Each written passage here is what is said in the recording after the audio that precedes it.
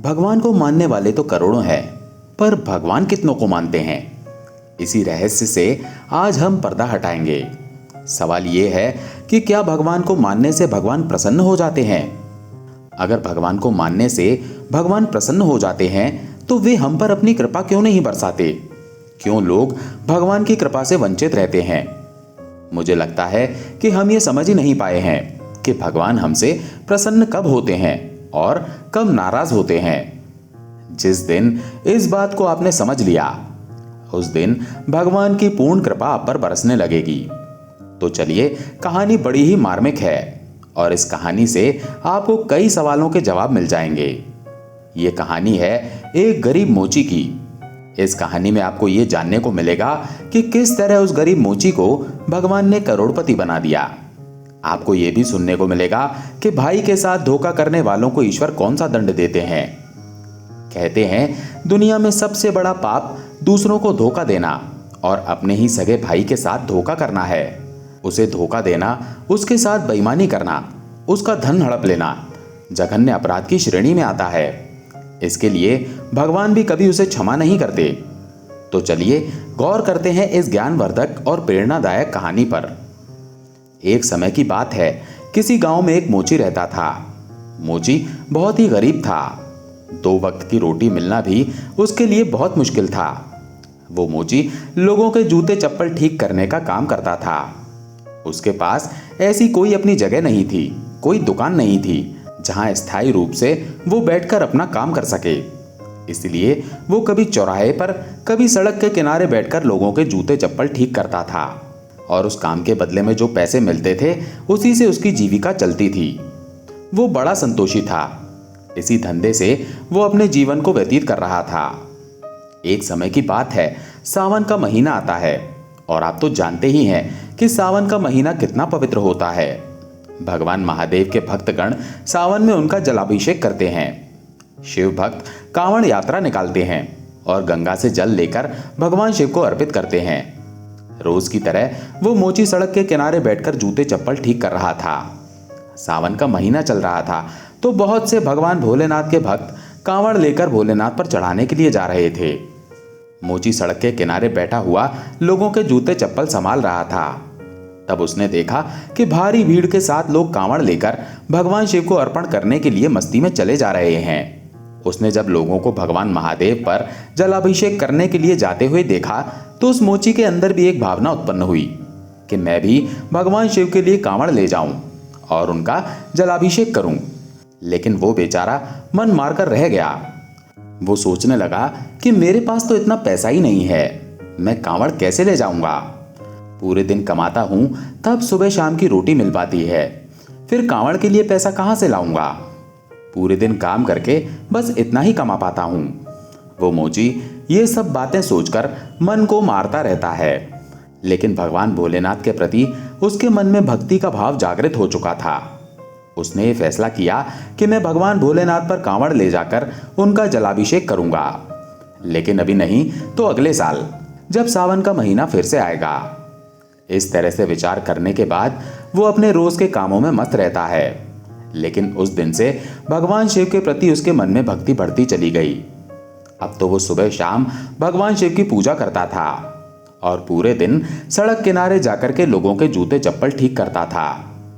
एक दिन की बात है, वो मोची कहीं जा रहा था। रास्ते में उसे एक कुम्हार की दुकान दिखाई पड़ी। कुम्हार मिट्टी के बर्तनों को बना रहा था। उस मोची ने देखा कि वहां पर एक गुल्लक रखी हुई थी जिसमें पैसे भरे जाते हैं। मोची ने जब उस गुल्लक को देखा तो विचार किया कि मैं रोज जो पैसे कमाता हूं उसमें से 2-4 पैसे बचा बचा कर इस गुल्लक में डालता रहूंगा। इसी तरह से मैं 1 साल में इतना पैसा इस गुल्लक में इकट्ठा कर लूंगा कि अगले साल मैं भगवान भोलेनाथ पर कांवड़ चलाने जा सकूं और उनका जलाभिषेक कर सकूं। मोची उस गुल्लक को कुम्हार से ले लेता है और गुल्लक लेकर अपने घर पर चला आता है। घर आकर वो अपनी पत्नी से कहता है, देखो मैं गुल्लक लेकर आया हूं। पत्नी कहती है, जी इसका क्या करोगे? तब मोची ने अपने मन की इच्छा अपनी पत्नी को बताई। वो कहने लगा, हम जो रोज पैसा कमाते हैं उसमें से आज से हम पैसा 2 पैसा बचाकर इस गुल्लक में डाल दिया करेंगे। धीरे धीरे इस गुल्लक में 1 साल में कुछ पैसे इकट्ठे हो जाएंगे। उसके बाद उन पैसों से हम एक कांवड़ तैयार करेंगे और सावन के महीने में भगवान भोलेनाथ पर कांवड़ चढ़ाने जाएंगे। मेरे मन में भी भगवान भोलेनाथ को कांवड़ चढ़ाने की इच्छा उत्पन्न हो रही है। मोची की बात सुनकर उसकी पत्नी बड़ी खुश होती है और कहती है, अगर ऐसी बात है तो आज से मैं भी आपके इस काम में आपका सहयोग करूंगी। अब तो वो मोची और उसकी पत्नी भगवान भोलेनाथ की पूजा करते हैं और पूरे दिन अपना काम करते हैं। शाम को मोची जो पैसे कमा के लाता उसमें से जो पैसे बचते थे उन्हें गुल्लक में डाल देता था। इस तरह से समय बीतता चला गया और 1 साल के बाद उसने अपनी गुल्लक को भी भर लिया। उधर जब सावन का महीना आ जाता है तो सावन के महीने में हर साल की तरह भगवान शिव के भक्त अपनी कांवड़ लेकर जलाभिषेक करने के लिए भगवान शिव के मंदिर की ओर चल पड़ते हैं। इधर मोची ने जैसे ही देखा उसने भी सोचा कि इस सावन में तो मैं जरूर भगवान शिव के ऊपर कांवड़ चढ़ाऊंगा। वो अपने घर पर चला जाता है और घर पर जाकर अपनी गुल्लक को तोड़ता है। उसमें से जो पैसे निकलते हैं उन्हें ले जाकर बाजार से कांवड़ तैयार करता है। वो एक प्यारी सी कांवड़ खरीदता है और उसे बहुत अच्छी तरह से सजाता है। फिर बड़े भाव के साथ गंगा स्नान करने के लिए चला जाता है। वो गंगा स्नान करता है और वहां पर अपने लोटे में जल भरकर अपनी कांवड़ में रखकर भगवान शिव का जलाभिषेक करने के लिए चल पड़ता है। अब तो वो मोची बड़ा खुश होकर शिव जी का गुणगान करता हुआ शिव जी के मंदिर की ओर चला जा रहा था। कांवड़ उसने अपने कंधे पर रखी हुई थी और बड़ी ही मस्ती में बड़े भाव के साथ भगवान शिव के मंदिर की ओर चलता जा रहा था। उधर भगवान शिव और माता पार्वती ये दृश्य देख रहे थे। कहते हैं भगवान की नजरों से कोई नहीं बच सकता, वो सबको देखते हैं। पर कुछ मूर्खों को लगता है कि चाहे जितना गलत काम करो हमें कौन देख रहा है। वे दुनिया वालों से तो डरते हैं पर भगवान से नहीं डरते। वे ये भूल जाते हैं कि कण कण में व्याप्त ईश्वर हमारा हर एक कर्म देख रहा है। भगवान शिव और माता पार्वती देख रहे थे तो पार्वती जी ने कहा, प्रभु देखिए ये आपका कितना प्रिय भक्त है। 1 साल से बेचारा इस दिन के लिए पैसे जमा कर रहा था। 1 साल के बाद में पैसा इकट्ठा करके इसने कांवड़ बनाई है और आपके ऊपर जल चढ़ाने के लिए बड़े भाव के साथ चलता चला जा रहा है। तब भगवान शिव कहते हैं, देवी पार्वती देख तो मैं भी रहा हूं, तुम सही कह रही हो। ये मेरा भक्त मुझसे मिलने के लिए 1 वर्ष से योजना बना रहा है। ये एक एक पैसा इकट्ठा कर रहा था, लेकिन अब मैं इस भक्त की परीक्षा लेना चाहता हूं कि ये मेरा भक्त असली है या नकली। इसके मन में वास्तव में मेरे प्रति आस्था है या फिर ये ऐसे ही ऊपर से मेरा नाम ले रहा है। मैं देखना चाहता हूं कि मैं इसके दिल में बसा हुआ हूं कि नहीं। तब माता पार्वती ने मना किया, हे प्रभु इसकी परीक्षा मत लो, ये बेचारा बहुत गरीब है। 1 साल में ये बेचारा पैसा इकट्ठा कर पाया है और अब आप परीक्षा लेकर उसे और भी ज्यादा दुख दोगे। अगर वो परीक्षा में सफल ना हुआ तो बेचारा मन मारकर रह जाएगा और आपका जलाभिषेक करने की उसकी इच्छा अधूरी रह जाएगी। भगवान भोलेनाथ कहने लगे, देवी आप चिंता क्यों करती हैं? हमारे जो भक्त हुआ करते हैं सच्चे भक्त होते हैं और मैं उसी भक्त की परीक्षा लेता हूं जिसे मैं अच्छी तरह से जान लेता हूं। मैं उसके हृदय में झांककर देख लेता हूं कि इस भक्त के अंदर हमारे प्रति भक्ति है या नहीं। इसलिए हमें इसकी परीक्षा जरूर करनी चाहिए। पार्वती जी ने कहा, प्रभु जैसी आपकी इच्छा। अब मोची तो झूमता हुआ भगवान भोले बाबा का कीर्तन करता हुआ कांवड़ लेकर चलता चला जा रहा था। उधर भोलेनाथ बूढ़े बाबा का भेष बनाते हैं और जिस रास्ते से भक्त अपनी अपनी कांवड़ को लेकर उसमें जल भरकर लेकर चले जा रहे थे, उसी रास्ते में जाकर के भगवान भोलेनाथ बूढ़े बाबा का भेष बनाकर बैठ जाते हैं। अब तो उस रास्ते से जो भी कांवड़ वाला निकलता, भगवान भोले बाबा उससे पानी मांगते, हे भाई मुझे थोड़ा जल पिला दो, मैं बड़ा प्यासा हूं। प्यास की वजह से मेरा दम निकला जा रहा है, कृपया मुझे पानी पिलाकर मेरी जान बचाइए। एक दीनहीन बूढ़े आदमी को देखकर वो कांवड़ वाले उसे देखते हैं और कहते हैं, कैसा पागल बुड्ढा बैठा हुआ है, कह रहा है जल पिला दो। इसे ये भी नहीं पता कि ये जल हम भगवान शिव पर अभिषेक करने के लिए ले जा रहे हैं। अगर ये जल हम इसे पिला देंगे तो भगवान भोलेनाथ पर क्या चढ़ाएंगे। अब ये बुड्ढा मरे तो मर जाए, हमें इससे कोई मतलब नहीं है। हम ये जल इसे पिलाकर अपनी यात्रा रद्द करने वाले नहीं हैं। वहां से जितने भी श्रद्धालु गुजरते हैं भगवान शिव बूढ़े बाबा के वेश में उन सबसे पानी का आग्रह करते हैं, मगर कोई भी उन्हें पानी पिलाने के लिए तैयार नहीं होता। उधर माता पार्वती भी देख रही थी कि इतने लोगों में कोई भी मेरे स्वामी को जल नहीं पिला रहा है। ये कैसी भक्ति है जो एक मनुष्य का दुख किसी को नजर नहीं आ रहा है। बहुत देर के बाद वही मोची आता है जो भगवान की भक्ति में लीन था।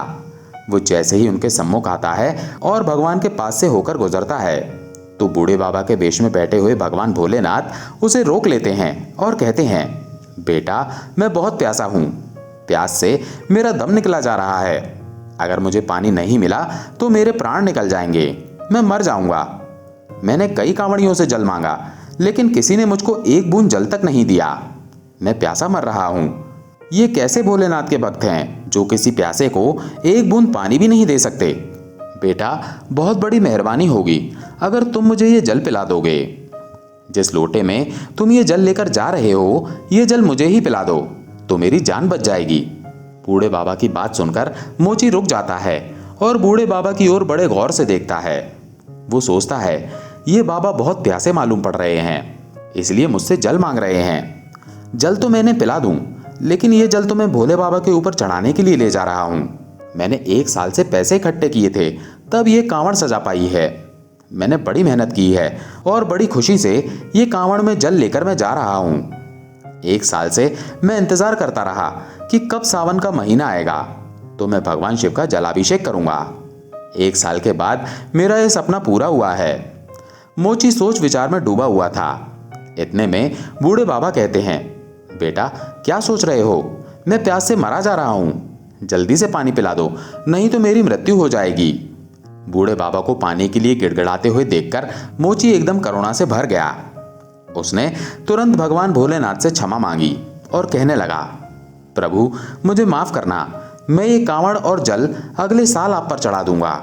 मैं फिर से पैसा इकट्ठा करूंगा, फिर से गुल्लक में जमा करूंगा और अगले साल जब सावन का महीना आएगा तब मैं ये जल आपको अर्पण करूंगा।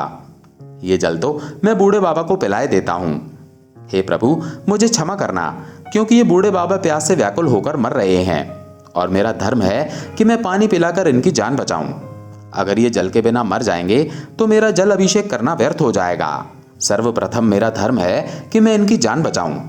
अगर पानी के बिना ये मर गए तो मुझे भारी पाप लगेगा। यही सोचकर मोची ने वो जल उन बूढ़े बाबा को पिला दिया। उसे नहीं मालूम था कि ये बूढ़े बाबा ही भगवान भोलेनाथ हैं, लेकिन उसने मानव सेवा को अपना सबसे बड़ा धर्म समझा और उन्हें पानी पिला दिया। उसके बाद जब उनकी प्यास शांत होती है तो मोची उन्हें प्रणाम करता है और कहता है, बाबा अब मैं अपने घर वापस जा रहा हूं क्योंकि अब मेरे पास भोले बाबा पर चढ़ाने के लिए जल तो नहीं है। कोई बात नहीं, मैं भगवान को जल अगली वर्ष चढ़ा दूंगा। ये कहकर वो मोची अपने घर के लिए वापस चलने लगता है। तब भगवान शिव जो बूढ़े बाबा के वेश में थे उसे रोक लेते हैं और कहते हैं, बेटा रुक जाओ, तुम अपने घर जा रहे हो और घर कभी खाली हाथ नहीं जाते। जब भी आप घर जाएं तो कुछ ना कुछ लेकर जाएं। मैं तुम्हें कुछ दे रहा हूं, इसे लेते जाओ। मोची सोचने लगा, पता नहीं ये बूढ़े बाबा क्या देंगे। मोची ने जवाब दिया, ठीक है जैसी आपकी इच्छा। भोले बाबा ने अपने एक झोले से बेलपत्र निकाले और उन बेलपत्रों को उस मोची को दे दिया और कहा, ये बेलपत्र तुम अपने लोटे में रख लो और इसे अपने घर ले जाओ और शाम को जहां तुम पूजा करते हो उस जगह को लीप कर इस लोटे को बंद करके रख देना और सुबह दोनों पति पत्नी पूजा करने के बाद ये लोटा खोल कर देखना। भोले बाबा वो बेलपत्र देने के बाद वहां से चल देते हैं और कुछ दूर आगे जाकर अंतर ध्यान हो जाते हैं और मोची वहीं से अपने घर वापस आ जाता है। घर जाकर वो अपनी पत्नी को सारी घटना बताता है। उसकी पत्नी कहती है, कोई बात नहीं, आप अगले साल भगवान शिव का जलाभिषेक कर देना। तब मोची कहता है, जिन बूढ़े बाबा को मैंने जल पिलाया था उन्होंने ये लोटा दिया है। उन्होंने कहा है तुम जहां पूजा करते हो उस जगह पर लोटा बंद करके रख देना। सुबह पूजा करने के बाद इस लोटे को खोलकर देखना। मोची की पत्नी ने वैसा ही किया। उसकी पत्नी ने वो जगह लीपी और लोटे को बंद करके उसी जगह पर रख दिया। सवेरा हुआ और सुबह जब पति पत्नी जागे तो उन्होंने स्नान ध्यान किया और पूजा करने के बाद जब मोची लोटा खोलता है तो वो देखकर हैरान रह जाता है। उसने देखा कि लोटा सोने की मोहरों से भरा हुआ था। मोची ने जब लोटे में सोने की मोहरें देखी तो उसकी आंखों में आंसू आ जाते हैं। वे दोनों पति पत्नी रोने लगते हैं और कहने लगते हैं, प्रभु ये तो अपार धन है, लगता है भोलेनाथ ने हम पर कृपा की है। मोची अपनी आंखों से आंसू बहाते हुए अपनी पत्नी से कहता है, मुझे लगता है कि उन बूढ़े बाबा के वेश में भोले बाबा ही थे। मैंने वो जल भोलेनाथ को ही पिलाया था, लेकिन मैं उन्हें पहचान नहीं सका। धन्य है प्रभु आपकी लीला। उन्हीं की कृपा से वो बेलपत्र सोने की मोहरों में बदल गए। अब तो मोची की श्रद्धा भगवान भोलेनाथ में और बढ़ जाती है। सोने की मोहरें देखकर दोनों पति पत्नी बहुत खुश होते हैं। इसके बाद उन्हीं मोहरों को बेचकर मोची एक दुकान खरीदता है और उसमें अपने जूते चप्पल का काम शुरू कर देता है। धीरे धीरे उसकी दुकान बहुत अच्छी चलने लगती है। भोले बाबा की कृपा से उसने इतनी तरक्की कर ली कि उसने बहुत सारा पैसा कमा लिया। पैसा कमाने के बाद उसने एक अच्छा मकान बनाया और उसमें आनंद से रहने लगा। वो मोची पैसे वाला तो बन गया, लेकिन उसने भोलेनाथ की भक्ति करना नहीं छोड़ा। कुछ लोग ऐसे भी होते हैं जो अगर भगवान उनके ऊपर कृपा कर दे और उनके घर में धन दौलत के भंडार भर दे तो वे भगवान को भूल जाते हैं। लेकिन उस मोची ने भगवान को नहीं भुलाया और दिन प्रतिदिन भगवान की भक्ति करता रहा। भगवान शिव उसके घर में खुशियां देते रहे और उसके सारे भंडार भरते रहे। उधर उस मोची का एक भाई था जिसकी पहले से ही एक दुकान थी और वो भी बहुत अच्छी चल रही थी। उसने देखा कि सड़क किनारे बैठकर मेरा जो भाई रोज जूता चप्पल ठीक करता था, जिसको सुबह शाम की रोटी मिलना भी मुश्किल था, वो आज अचानक से इतना बड़ा सेठ बन गया। ये गरीब इतना पैसे वाला कैसे बन गया? इसने दुकान भी खरीद ली और एक अच्छा सा घर भी बना लिया। इसके पास तो बहुत पैसा है। अपने भाई की तरक्की देखकर उसकी छाती जल जाती है और उसके कलेजे पर सांप लौटने लगते हैं। अपने मोची भाई की तरक्की उससे हजम नहीं होती। अब वो इस बात से दुखी रहने लगा। वो दिन रात मन ही मन अपने भाई से द्वेष करने लगा। ये स्वाभाविक है कि अगर आपके पास धन अधिक हो जाता है और अच्छी कमाई होने लगती है तो ईर्ष्या करने वाले लोग भी बढ़ जाते हैं। उसी प्रकार मोची का भाई भी उससे जलने लगा। वो उसे किसी भी तरह से नीचे गिरा देना चाहता था। उसने उस मोची के ऊपर चोरी का आरोप लगा दिया और गांव वालों से कह दिया कि इस मोची ने मेरी दुकान से पैसे चुराए और मेरी दुकान से जूते चप्पल चुराकर अपनी दुकान में रख लिए हैं। गांव वालों ने उससे पूछा, क्या तुमने चोरी की है? क्या तुमने अपने भाई की दुकान से पैसे चुराए हैं? उसका भाई भी वहीं खड़ा हुआ था। वो कह रहा था, इसने मेरी दुकान से पैसे चुराए हैं और सामान भी चुराया है, इसलिए इतना बड़ा पैसे वाला बन गया है। अपने भाई की बात सुनकर वो मोची रोने लगा और कहने लगा, नहीं नहीं भाई, मैंने तुम्हारा कुछ नहीं चुराया है। ये तो बूढ़े बाबा की कृपा है, उन्होंने ही मुझे ये सब कुछ दिया है। उसने गांव वालों को सारी घटना सुनाई, लेकिन लोगों को विश्वास नहीं हुआ। लोग कहने लगे, ये बूढ़े बाबा कौन है? मोची ने जवाब दिया, बूढ़े बाबा यानी भोलेनाथ ने हमें सब कुछ दिया है। उसने बताया, मैं भगवान पर जल अभिषेक करने जा रहा था। रास्ते में एक प्यासे बूढ़े बाबा मिले, मैंने उन्हें वो जल पिला दिया। उन्होंने मुझे बेलपत्र दिए थे और वे बेलपत्र ही सोने की मोहरों में बदल गए। उन्हीं मोहरों को बेचकर मैंने ये सब किया है, मैंने किसी की चोरी नहीं की है। मोची की बात सुनकर सब हंसने लगे और कहने लगे, ये पागल है, भोले बाबा किसी को देने के लिए स्वयं चलकर नहीं आते। मोची ने जवाब दिया, नहीं, आप विश्वास करिए, ये सब भोले बाबा ने ही मुझको दिया है। लेकिन कहते हैं ना कि इस दुनिया के लोग बड़े अजीब हैं, जब तक चमत्कार नहीं देख लेते तब तक विश्वास नहीं करते। यही कारण है कि लोगों के पास भगवान भी जाएं तो भी वे नहीं पहचान पाते हैं, क्योंकि उनके ऊपर लोभ के नाम का पर्दा पड़ा हुआ है। लोभ लालच में इतने फंसे हुए हैं, इसलिए भगवान को पहचान नहीं पाते। और ये बात सच है कि जिस इंसान के ऊपर लोभ लालच माया का पर्दा पड़ा हुआ है, माया ने जैसे ढक लिया है, तो भगवान अपने रूप में भी क्यों ना आ जाएं, तब भी लोग उन्हें पहचान नहीं पाएंगे। गांव के लोगों ने कहा, ये मोची हम सबको बेवकूफ बना रहा है, भोले बाबा किसी को आकर नहीं देते। वो मोची बहुत रोया और फिर भोले बाबा से शिकायत करता हुआ बोला, हे प्रभु, आपने ये क्या कर दिया? आपने तो मुझे ये धन दे दिया और आपकी कृपा से मेरे पास सब कुछ है, पर आज इसी धन ने मुझे चोर बना दिया। इस संसार के लोगों ने मुझे चोर बना दिया। संसार के लोगों की तो छोड़ो, मेरे भाई ने ही मुझे चोर बना दिया। इससे अच्छा तो यही होता कि आप मुझे ये सब कुछ देते ही नहीं, मैं गरीब ही रहता तो कम से कम मैं चोर तो नहीं बनता। इस तरह से वो मोची भोले बाबा को याद करता है और बहुत रोता है। उसके भाई ने कहा, देखो हम ऐसे नहीं मानेंगे, हम पूरे गांव की पंचायत बुलाएंगे। ये ऐसे नहीं मानेगा, जब पंचायत बुलाई जाएगी तभी ये अपना अपराध स्वीकार करेगा। अगले दिन उसका भाई पूरे गांव की पंचायत बुलाता है। पंचायत में पंचों ने पूछा, भाई ये बताओ तुम्हारा पैसा किसने चुराया? तब उसने बताया कि मेरा मोची भाई चोर है, इसने मेरी दुकान का सारा सामान चुरा लिया है, मेरा पैसा चुराकर ये अमीर बन गया है, मुझे मेरा पैसा दिलाओ। ये मेरा भाई नहीं है, भाई के नाम पर कलंक है, मुझे क्या पता था कि ये इतना बड़ा चोर है और मेरा सारा पैसा चुरा लेगा। मेरा सामान मेरी दुकान से चुराकर इसने अपनी दुकान में रख लिया है। पंचों ने मोची से पूछा, क्या ये सब सच है कि तूने पैसा चुराया है? मोची रोता हुआ हाथ जोड़कर कहता है, हे पंच परमेश्वर, मैं आपको परमेश्वर मानता हूँ और मैं सच कहता हूँ कि मैंने इनकी दुकान से कोई पैसा नहीं चुराया है, ना ही कोई सामान चुराया है।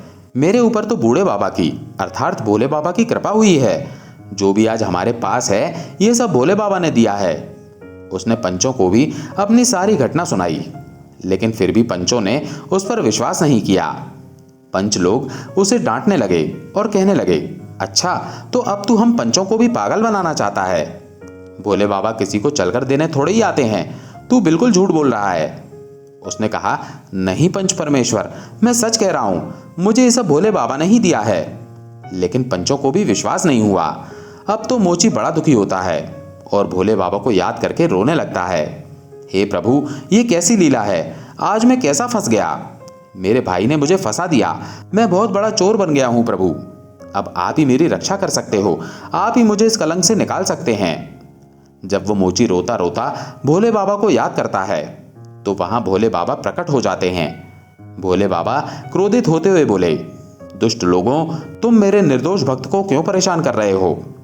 इसने किसी का कुछ नहीं चुराया है, इसे जो कुछ दिया है मैंने दिया है। जैसे ही भोले बाबा को सबने देखा तो सारे के सारे लोग उनके सामने नतमस्तक हो गए और क्षमा मांगने लगे। भोले बाबा ने बताया, इसका भाई ईर्ष्यावश अपने भाई से जलता है, इसलिए उसने इस पर चोरी का आरोप लगाया है। सबसे बड़ा चोर, सबसे बड़ा दुष्ट, सबसे बड़ा स्वार्थी इसका भाई है। जरा सोचो, जब मेरा भक्त गरीब था, सड़क पर जूते चप्पल ठीक करता था, 2 वक्त की रोटी मिलना इसके लिए मुमकिन नहीं था, तो इसके भाई ने इतना पैसे वाला होते हुए भी कभी इसकी मदद नहीं की। इसने कभी अपने भाई से ये नहीं पूछा कि तुम्हें क्या दुख है, तुम्हें क्या परेशानी है, और जब मैंने उसे दे दिया तो उस पर चोरी का आरोप लगा रहा है। सबसे बड़ा दुष्ट इसका भाई है। हमारा भक्त कभी चोर नहीं बन सकता, ये झूठ बोलकर इसे फंसा रहा है। अब मैं तुम सब लोगों को नहीं छोड़ूंगा, मेरे भक्त को परेशान करने की सजा तुमको जरूर मिलेगी। सभी लोग भगवान भोलेनाथ के सामने जमीन पर नतमस्तक होकर गिर पड़े और सब क्षमा मांगने लगे। प्रभु, हमें माफ करना, हम आपकी लीला नहीं समझ पाए। सभी ने भोलेनाथ से क्षमा मांगी। उसके बाद भोलेनाथ का क्रोध कुछ शांत हुआ। वो अपने भक्त मोची से कहते हैं, हे पुत्र, हमसे वरदान मांगो, मैं तुमसे बहुत प्रसन्न हूं। तब मोची कहता है, हे प्रभु, सबसे पहले तो आप इन सब लोगों को क्षमा कर दो, क्योंकि ये लोग नहीं जानते थे, और यदि आप हमें वरदान देना ही चाहते हो तो मैं आपसे यही वरदान मांगता हूं कि आपके चरणों में मेरी भक्ति बनी रहे। जब तक मैं इस संसार में जीवित रहूं, आपके चरणों में ही भक्ति करता रहूं, आपका ही नाम जपता रहूं, आपका ही गुणगान करता रहूं, और जब भी मेरे प्राण निकलें तो आपका नाम लेते ही मेरे प्राण निकलें। अपने भक्त की बात सुनकर भगवान शिव तथास्तु कहते हैं और वहां से अंतर ध्यान हो जाते हैं। सारे लोग और उसका भाई उससे माफी मांगते हैं और कहते हैं, तुम ही सबसे बड़े भक्त हो, हम लोग तो माया जाल में फंसे हुए हैं, इसीलिए हम अच्छाइयों को नहीं पहचान पाते, हम बुराइयों को ही देख पाते हैं, और अच्छाई वही लोग देख पाते हैं जो मोह माया से, लोभ लालच से दूर हैं। मित्रों, इस कहानी से हमें ये शिक्षा मिलती है कि भक्ति में बहुत बड़ी शक्ति होती है। जिन भक्तों के अंदर भगवान से प्रेम है, निस्वार्थ भाव की सेवा है, उन्हें ही भगवान की कृपा मिलती है। भगवान उनके मांगने से पहले ही उनकी आवश्यकता को समझ लेते हैं। और जिनके अंदर अभिमान है, घमंड है, ऊपर से दिखावा है, समाज के प्रति दया भाव नहीं है, जो लोग सोचते हैं कि मैं बहुत बड़ा दान कर रहा हूँ, ये जताने की भावना है, मैं भंडारे कर रहा हूँ, ये दिखाना चाहते हैं, लेकिन भगवान के प्रति भाव नहीं है, दिल में प्रेम नहीं है, तो उनकी बड़ी से बड़ी सेवा भी, बड़ी से बड़ी दौलत भी भगवान स्वीकार नहीं करते। भगवान उसी से प्रसन्न रहते हैं जो सब जीवों के प्रति दयावान रहता है। जिनके हृदय में जीवों के प्रति कठोरता है, दया की भावना नहीं है, वे दिन रात भगवान के मंदिर में ही बैठे रहें, फिर भी भगवान उनकी नहीं सुनते। भगवान को प्रसन्न करने का अर्थ है समस्त जीव जंतुओं के प्रति दयावान रहना, किसी भूखे प्यासे, दीनहीन, रोगी बीमार की सहायता करना। दोस्तों, अगर वीडियो पसंद आई हो तो हमारे चैनल को सब्सक्राइब करें और वीडियो को लाइक करें। हर हर महादेव।